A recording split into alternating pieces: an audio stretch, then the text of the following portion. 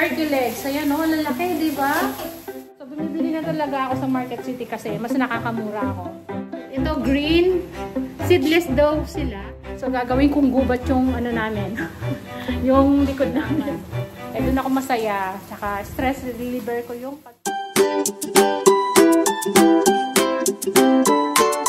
Hello, kabayan! Always think positive! Hello! Good afternoon! Tanghali na pala. Nakauwi na kami tanghali na. Ayan, mabilis ang haul na ito.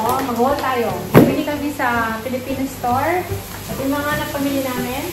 At saka pala si Mr. yun. Nagluluto siya ng mga chicken kebab. Saka pork ba yan pa? Beef kebab. Yan. Niluluto na yan. Binili namin doon sa Market City.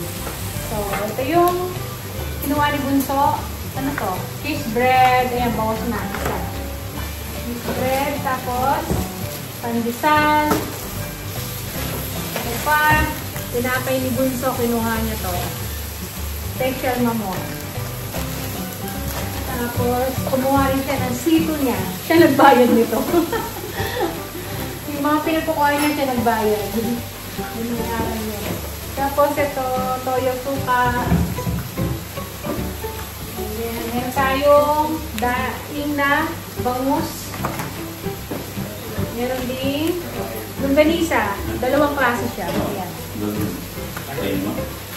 Tsaka, ito, lumpia wrapper. Tapos ito, pichi-pichi. Ata? Tama ba? Spaghetti sauce. Ay, bumili ako ng barley. Naubusan na kasi ako nung yung binibili ko sa Costco. So, ito na muna yung inumin natin ulit. Yung dati natin inumin na barley. Tapos, ayan, cheese whiz. Isang libo na sardines. Yan siya nasa background, medyo maingay, may nagluluto, tsaka nag-iinit. May bagoong tayo. Tapos, ito. Tatlo lang ba ito? Ito. Beef cube, tsaka chicken cube, dalawa. Wala silang pork, tsaka shrimp. Tapos, ito. Fishball sauce. Ayan. May nabibili na rin ng sauce, no? Ito, liver spread, dalawa. Cheddar cheese. Cheese, ano ba to? Oh, cheddar. Ayan. Yan yung mga napamili namin sa Philippine Store. And then, dito naman tayo sa mga gulay. Sa Market City, pumunta kami. Ayan. Mura yung mga gulay doon. So, bumili tayo ng kangkong. Magkano itong kangkong pa? Dalawang piraso? $7. Ayan, kangkong. Ito yung hinahanap ko. Last time kasi wala. Ayan, nakakita na ako. So, magluluto ako ng patola with giniling. Diba? Tsaka miswa. May miswa pala ako dyan. Tapos, ito, okra. Magsisinigang daw kami ni Mr. Sinigang. Ayan, okra. Mura lang yung okra. Tapos, ayan, nakita rin kami ng mangga. Mura lang din yung mangga nila. Ayan. Malaki, oh. Pero iba pa rin yung mangga natin. Mas masarap. Ayan. Hinog. Tatlo to. Tapos, isang kamote. Ayan.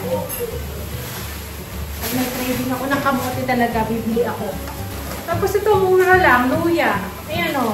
Pa, magkano mo kinuha to? Nakita mo? $6.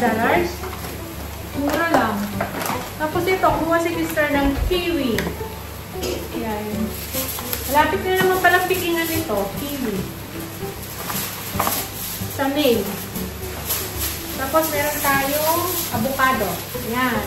Nilalagay namin sa salad ni Mr. Pero hindi pa siya masyadong hinog. Pahinugin pa natin. Ayan. Ano pa ba? Ito. Sitaw. As usual, may sitaw. Buti na nakakita sa mga sitaw. And, yan. Sibuyas na pula. Meron ako dito puti eh. Tsaka, ito, finally, nakakita yung sayote. Alam niyo ba yung tanim kong sayote na dapat na, ano, papalaki na yun. Na dedo sa init. Kaya magtatanim ako din ng isa siguro sa, isang bunga nito. So, pinilian namin ni Mr. yung medyo matanda na. Ayan. Sayote. Doon lang kami nakakita ng sayote kasi dito sa wala. Sa mga store. Ayan. Ayan, puno na yung natin. Puno tayo ng karne. Rico. Ito naman, ang karne. Ito natin lalagay. Ay! So, dito ko ilalagay yung karne kasi basa. Ayan. Layo ko kayo. Ito. Si Mr. tatry niya daw yung kanyang, ano to?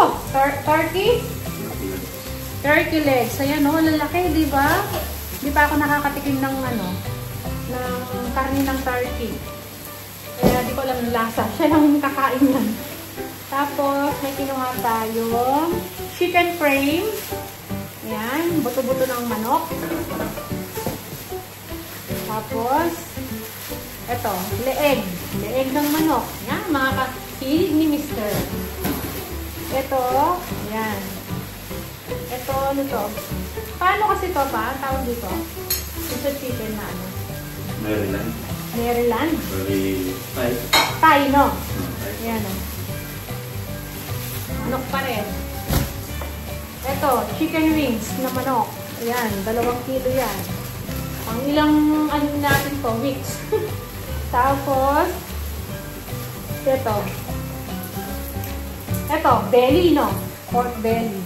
Ayan. So, may stock na tayong mga ulam. So, yan ang karne na nabili namin. Nakakita ko ng pants. Pang araw-araw ba? Mahilig ako magsuot ng mga ganito. Ayan. Ayan. Diba? Tawaran ko siya.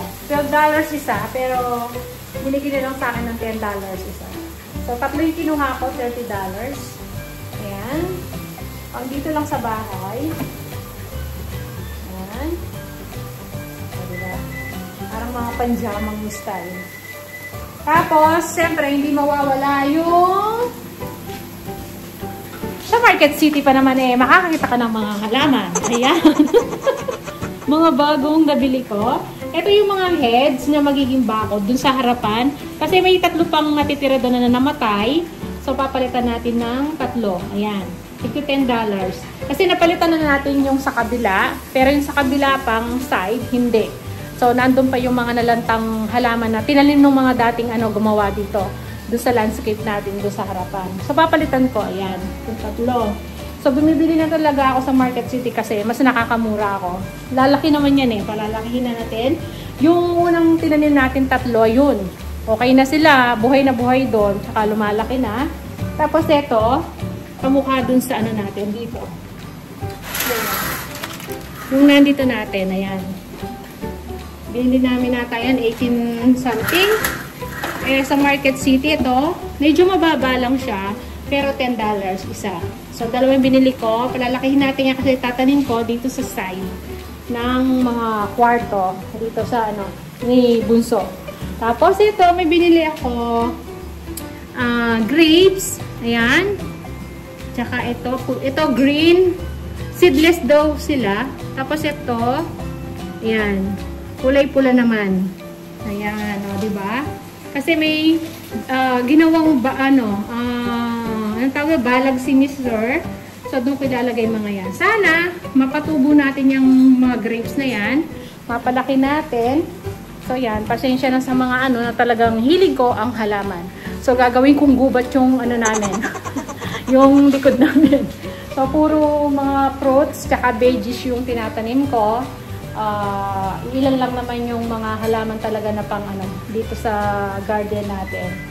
So, sa harapan yung iba dito sa likod. Mostly dito sa likod, gulay. Gulay tsaka prutas yung tinatanim ko. So, yung mga nabili natin, mga nabili kong halaman, ayan. Yung mga binibigay sa akin, yung mga gift nila sa akin na pera yun. Punta lang sa mga halaman. Doon ako masaya. Tsaka stress reliever ko yung pagtatanim ngayon. So yun yung ating grocery. Ayan, yung sa karne. Tsaka yung pala, yung bigas. Ayan. Bumili rin tayo kasi paubos na yung bigas namin. So 20 kilos yung binili namin. Alam nyo naman, rice is life. Diba? So yan. Kakain na kami nito, nakapagluto na si Mr. Malapit na maluto. So, ililigpit lang namin ito. Ilalagay ko sa sa fridge natin. Ayusin ko muna para mailagay yung mga karne. Tapos yung mga gulay. Yan. So, yan ang mga napamili natin. Diba? Kukonsumo lang namin yan siguro mga 2 weeks. Ganon. Tingnan natin. Kasi depende naman sa namin. Pag gusto namin kumain ng magluto, masumipag ako, ganon, na iluluto ko lahat. Pero minsan, hindi rin. Kaya umaabot din ng matagal. So, yan lang yung vlog natin ngayon. So, maraming salamat. Kita-kita na lang tayo sa mga susunod na video. See ya!